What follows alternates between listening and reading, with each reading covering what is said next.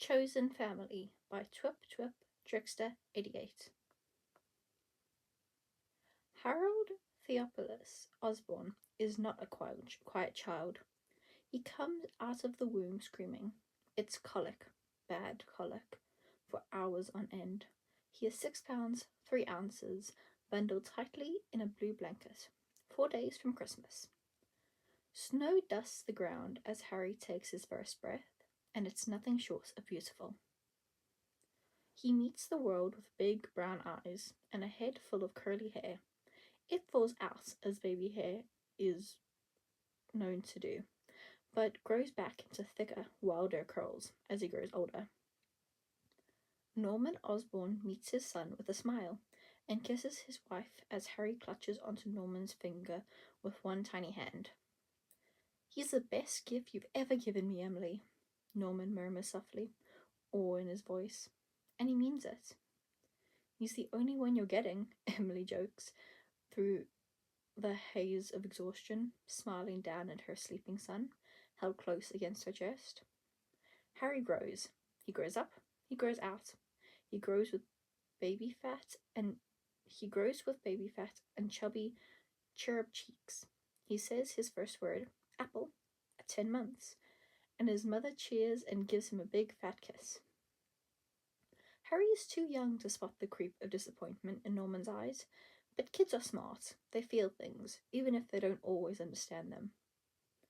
Harry is not a quiet child. He skins his knee at 2 years old and screams for an hour, tears hot and heavy on his cheeks. His mother kisses him away and gives him ice cream and bandages to soothe the ache. Harry meets Peter at 4.5. 4 3/4, Harry insists, because adults always tell him he'll understand things when he gets older, but he's old enough for it to be annoying. Harry's playing in the sandbox at Oscorp's daycare. Kinetic sand, actually, because what's the point in being a cutting-edge Fortune 500 company if you don't have the newest stuff? And Gregory Haskins stomps on his sandcastle. Harry's eyes fill with tears of frustration as Gregory laughs and steals the Tonka truck out of the sand. But before he gets the chance to wail, Peter is there. Peter has a mop of soft chestnut curls and kind brown eyes.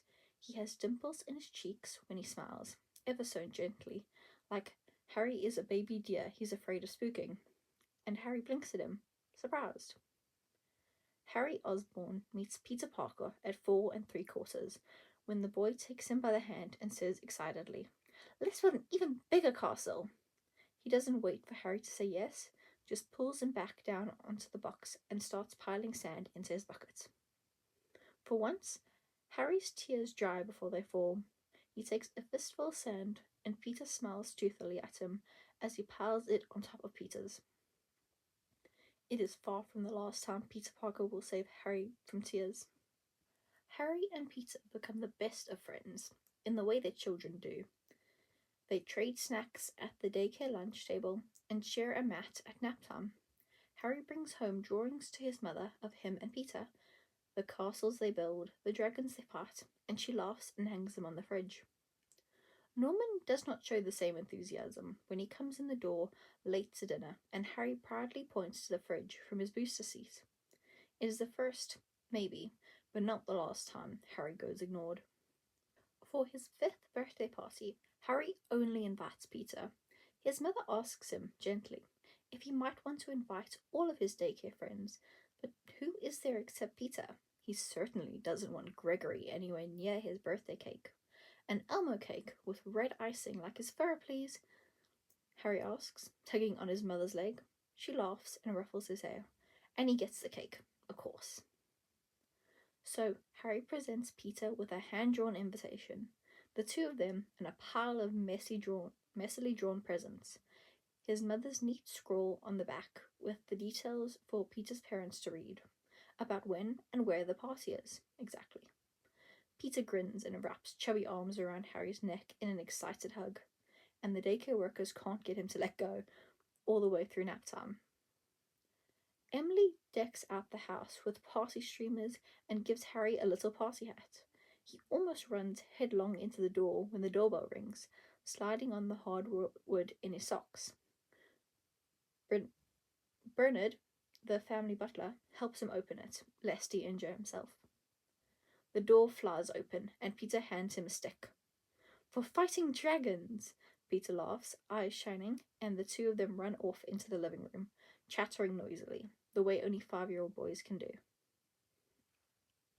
Sorry, May Parker tucks blonde hair behind her ear, gaze flickering from Bernard to Emily, as the latter emerges from the kitchen, wiping her hands on a dish towel. He's been bouncing off the walls all morning. Mine too, Emily chuckles, offering her hand for Mary to shake. Peter's the only one Harry invited. He's been incredibly excited for him to get here. Oh goodness, Mary laughs, shaking the proffered hand. Well, I hope Peter makes it a good one. They play kingdoms, like usual, and run around the living room until they get tired. Harry proudly shows Peter his picture books and all of his toys, his building blocks, his stuffed Elmo. They eat cake and buzz with sugar until they crash, dozing fitfully on the couch together. Norman does not attend his son's birthday party, nor any of the ones that follow. That night, Emily puts Harry to bed with warm hands and soft kisses. He still refuses to give up the stick Peter bequeathed him with, which sits next to his pillow in the place of honor his Elmo usually has. Good night, baby, Emily whispers, and Harry hums drowsily as she turns off the lights. He falls asleep to the start of an argument echoing down the hallway from his parents' room. It's still the best birthday he's ever had. One day, on the second week of September, something happens. It starts slowly, outside the glass window that leads from the daycare to the lobby of Oscorp. One person running, then two, then three, then everyone, all at once. They're going outside and back in, and one of the daycare workers goes to check and see what it is. Then two of them, then the third, while the first one stays, paler than usual. Harry feels like he might throw up, and he's not sure why, but he doesn't like that Miss Amy looks like she might cry. Kids are smart. They feel, even if they don't know.